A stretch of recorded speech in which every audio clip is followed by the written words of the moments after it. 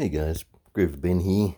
I just wanted to show you my SCX10 1/10 scale carbon fibre chassis that I just got all the way from China. Let's put this out.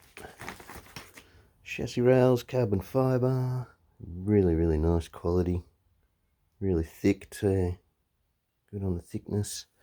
All the metal parts look really nice, carbon fibre battery tray, shock towers, metal, receiver box, metal, screws, there's my struts there,